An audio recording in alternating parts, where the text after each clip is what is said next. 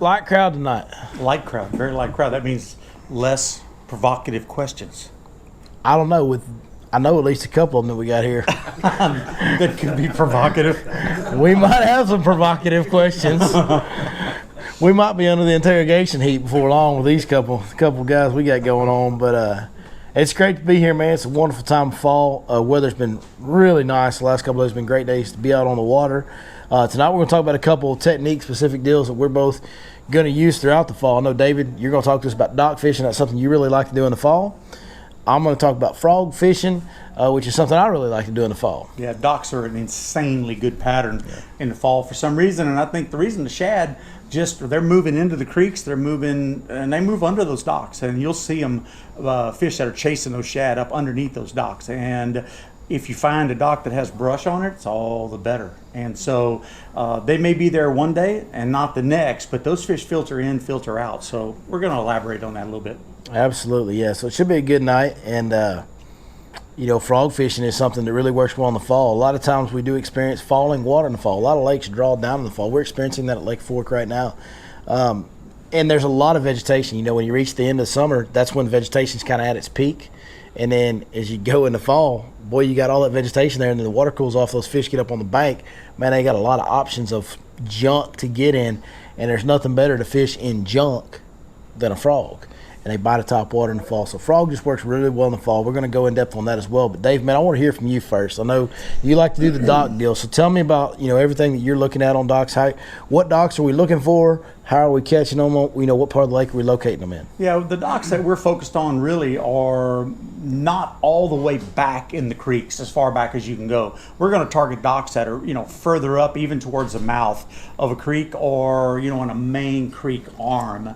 And the thing you want to do is you just want to go in, and the techniques and the strategies are what's key to this thing. And a lot of times, he knows me as good as anybody. I'm going to try a drop shot, but here lately we've been throwing Senkos on them, and I'll use Senko a little bit different. We'll put a 1/16 ounce weight on the front of that Senko, and you got to look at the dock and determine about it.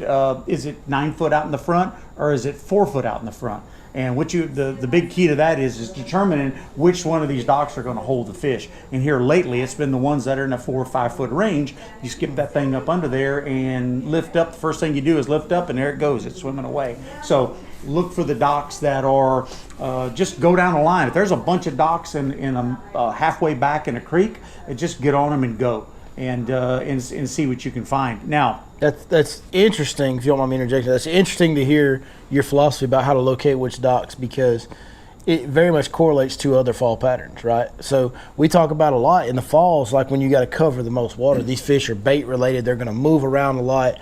They can kind of be in random places at times, and maybe just kind of a flat do nothing bank that they show up on.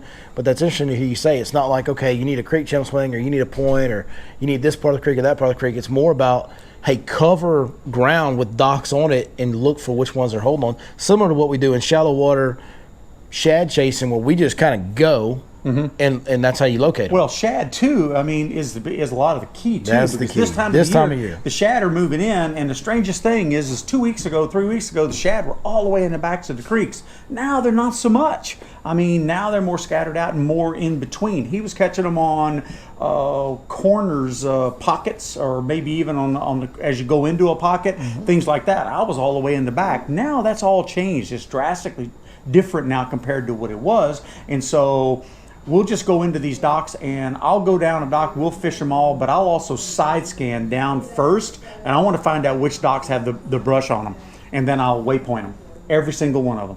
And then when I come back to fish them, I'll turn around. When I go back, then I'm going to end up targeting those areas where that brush is. Most of the time, as we get into a lower water temperature than we're dealing with now, all right, 75, 76 degrees right now, when we get into 68 to 72 degrees, seems like to me those brush piles really come into play. Yeah. And I was going to ask you the question about the frogs, about that, is that what water temperature is the cut line, or where do they favor? Is it still too warm now, or is it ideal, or you need it colder? No, frog will play in warmer water a little bit better for me. So my kind of cut off in the fall for the frog And there's exceptions to that rule. You know, ultimately, at the end of the day, when I'm deciding when to throw a frog, I'm going to let the bait and bass activity dictate if it's a frog day. I'm not going to let the clouds or the sun dictate, because I've had plenty of days, especially in the fall when they're chasing shad, where you can whack them on top waters, including a frog, when it's bright sunny, clear skies and all that. It's not your normal springtime where you need low light conditions to catch them on top water. That's not the case. If those shad, a lot of times when that sun comes out, is what will cause the shad to rise in the water column. Okay, and so on those days when the shad rise in the water column, a lot of times that's when the bass will use the surface to pin them, the shallow grass edges to pin them, and they'll start blowing up on them. So I really, more than anything else, water temp or anything else, I let the surface activity of the day kind of dictate, is this a frog day or not? Cool. But for me in the fall, I kind of tend to stop throwing it when the water gets to like 65, 66 degrees and stabilizes there. That's kind of when I put the frog away. As far as when I start, the way it works coming out of summer to fall, when we have that turnover and those fish start scattering on the bank, I'm immediately at that point, even at 80 degrees, thinking, okay, a frog. Mm-hmm. And I will have it tied on and ready to go. And kind of as soon as I start seeing that surface activity, whether that's at 80 degree water temp or 75, that's when I'll start throwing it, and then I'll quit throwing it when the water gets about 65. Cool. All right, back to docks.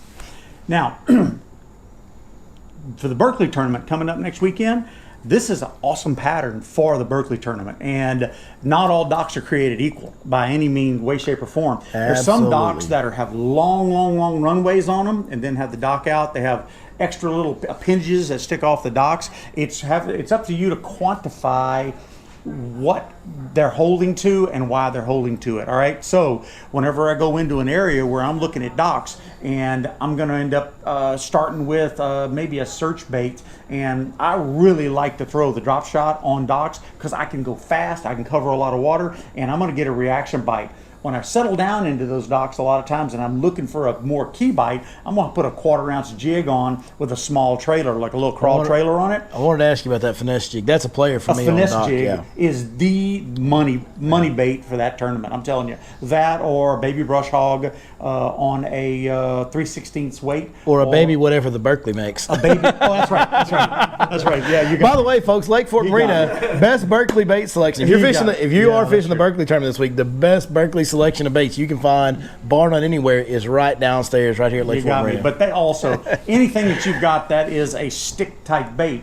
And like I said, I put it on a 1/16 ounce weight, just enough to let it fall, using even, and I'm not afraid to use the lighter line. If I'm fishing for unders, I'm going to have that rod, a 6 to 12 line rated rod with 12-pound line on it, because I want to see if they're there.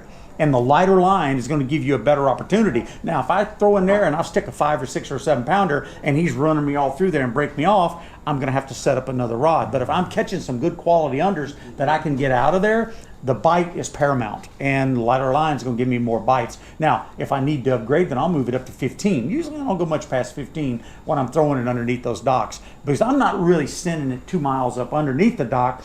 It's corners. You have to determine, are they on the corners? Are they on brush?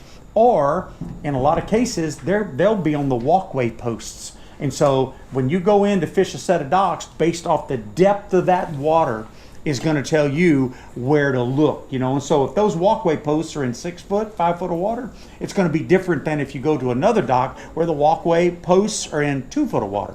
And so that's something you just have to be cognizant about. That's really key. I like that. That's good. What you'll end up finding too is you'll make a run going, let's say you're going down in Williams Creek or Little Mustang or whatever the case, and you're hitting those docks. There's some of those docks that are shallower, and there's some of those docks that are deeper, right? And so whenever you get a dock that's got something on it, put the puzzle together and figure out, oh, this dock's a little bit deeper. It's right off a flat or whatever the case. Hit a waypoint and log those docks in, so that when you come back on game day, you'll have a set of 6, 8, 10, 12 key docks that you can just go here, there, just go around the horn all day long, and ended up, you know, pulling out some good money fish, or even having a good day fishing, instead of burning up a lot of useless time hitting non-essential docks. And there are a bunch of those. There's some of the docks too. You fish a lot of empty water when you're empty water, yeah. And I stay away from the docks that have metal posts. Generally don't do well at all on those. That has to be wood posts. Wood posts is good. So I did grow up fishing a lot of docks on Lake Conroe. in what David's saying is so important about the details of knowing not only the position of the dock that you caught the fish on, was a walkway post, was the back right corner, back left corner, whatever have you. That can be key, and that can be a reoccurring pattern as long as those docks are in relatively the same depth of water. But the depth deal, and that's something that when we've had a few dock talks, I've never got out there, and that is something that's very, very important. Is if you've got one back left corner that's in 8 foot of water and one back left corner that's in 4 foot of water, it's not going to pattern the same. Right. Exactly. You got to have the relative same depth if you want to pattern by position on the dock. So fishing the section of dock that's in the same depth, I think that's a very good point you made. And the other thing about docks is, like, there's so much for you to pay attention to when you're dock fishing.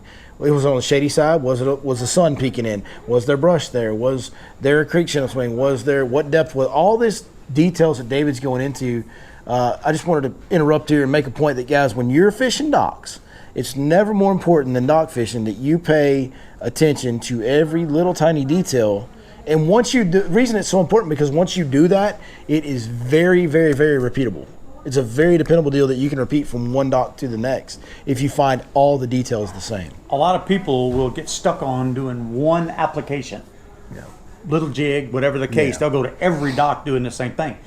And it doesn't always work perfectly on that one application on every dock. That's why I have the 3 rods or 4 rods tied on up front. And I'll give you the example to that. Say you wheel up on a dock that this guy is a brush freak, and all of a sudden you see the brush sticking out of the top. I mean, I know a bunch of docks on this lake right now that have that. Well, if you happen to be like me, throwing a drop shot up there a lot on some of those docks, well, that 3/8 ounce weight that I'm using on a drop, it's hard to get it through that junk, wants to hang up. That's when you pick up the Cinco with the light weight, or the stick bait with a light weight, or even the Finesse Jig, or a Texas rig with a 3/16. Comes through that stuff a lot easier, and if it's got a lot of flippers to it on there where it'll draw a reaction bite.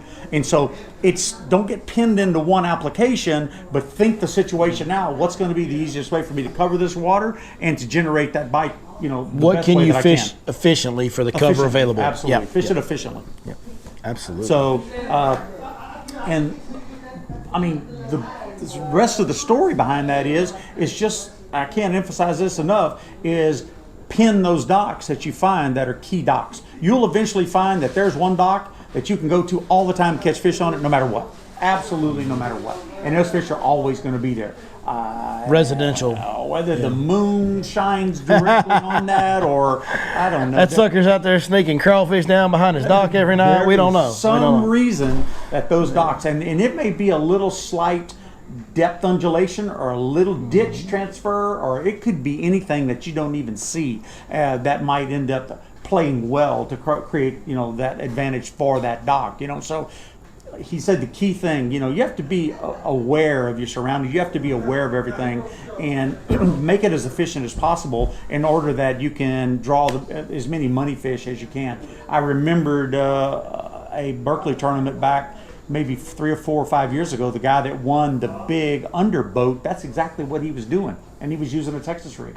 And that was his only pattern that he fished all day long. You know, so it's, are you going to come out on game day and go do that?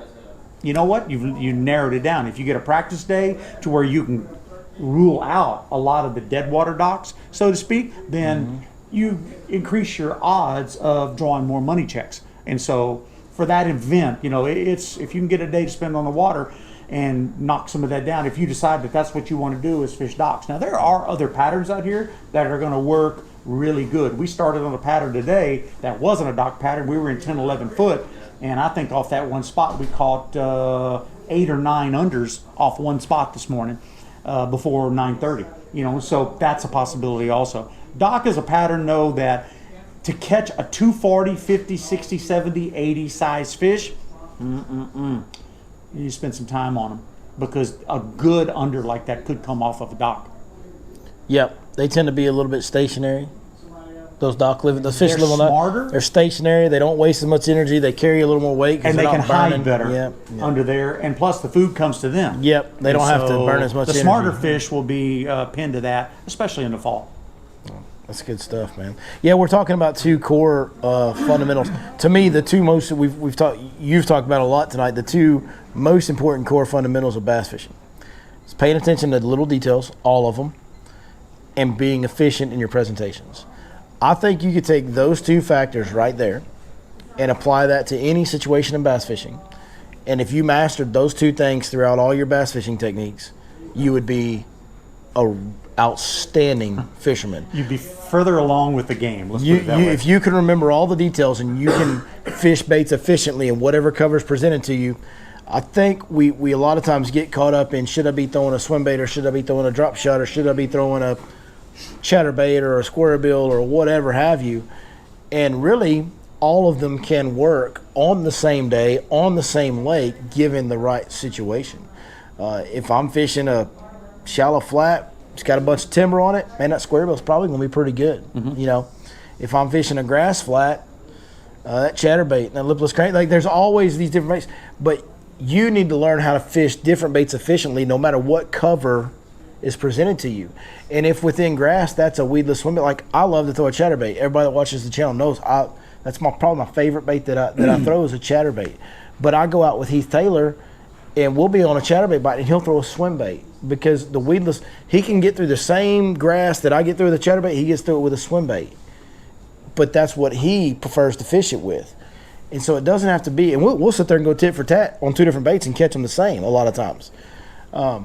It doesn't have to be a particular bait. It's about being efficient in the cover that you find yourself in that area, and then paying attention to those details.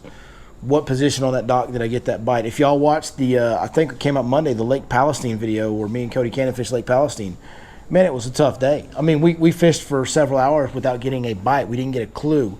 And when you start out a day and you can't get a bite, like, you just need some clues. But when you get those clues, you better take note of them. You better know what they are. And on that particular day, we found these little grass points that were sticking out. And when the wind blew by them, we would get a bite on the backside where it was creating that slack water. As that current blew past that point, it created that little eddy, that little slack right behind that grass point. And every fish we caught that day was on the backside of a grass point. Now, that video by no means was one of my better fish catching videos. It's probably one of my lesser fish catching videos that we've put out. But I'm telling you, me and Cody fished better that day than most filming days that I've put out. That was a better fishing performance than I've put out on the majority of the videos that I've put out, because we had to work so hard just to get a clue.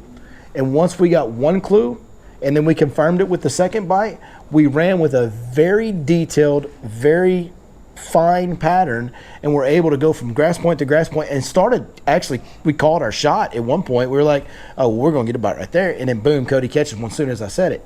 So I was really proud of how we did that day, even though we didn't catch any big fish. Like, we caught a couple decent ones. We didn't catch any like 6, 7, 8 pounders like we like to catch around here. We didn't catch a lot of fish. We caught 8 or 9 fish for the day.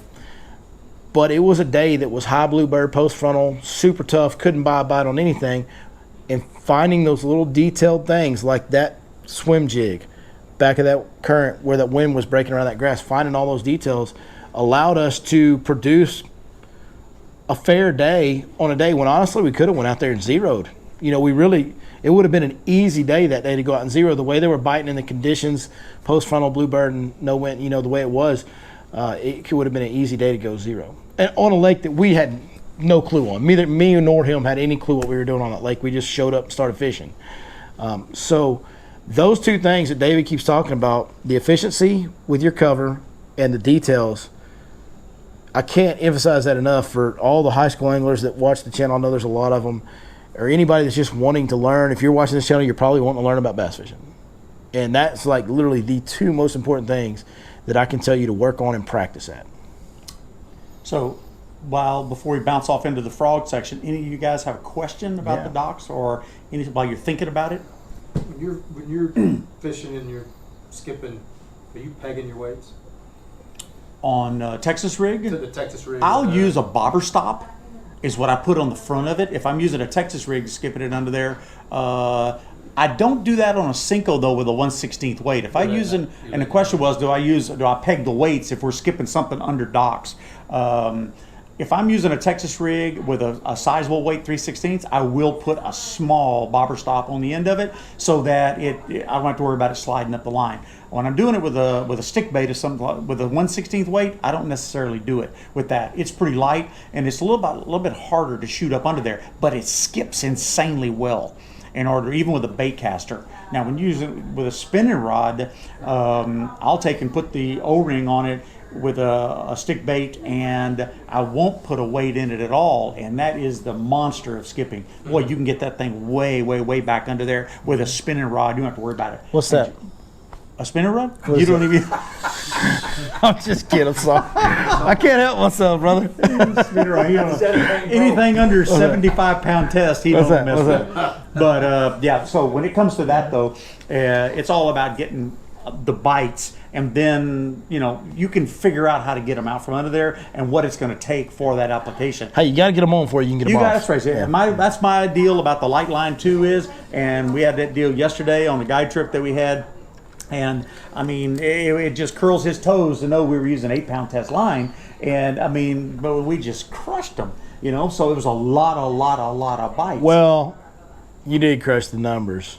But we didn't crush the size. But if it was a best 5 tournament, we had one 5-pounder. You did have a y'all caught some other good fish. Yeah. But if it was a regular best 5 tournament, well, what's funny is we met these customers. We had a joint trip yesterday. We had a 2-boat trip yesterday, and we met these customers at the boat ramp, and we were kind of joking around, joshing each other at the boat ramp, and David said something about he's going to catch 50 and I'm going to catch 5. I don't remember somebody said it, and I was like, yeah, but my 5 will weigh the same as his 50. And literally it almost worked out. I mean, not that extreme, but not that extreme, of course. They caught a bunch of numbers. 1 to 2 pounders. We caught a zillion of them. We caught not bad numbers. We caught plenty of fish, but we started off like 4 of our first 5 fish were like, you ain't culling them. Yeah. They're not coming out of your best 5 bag. And it was just funny that we were joking about it when we started.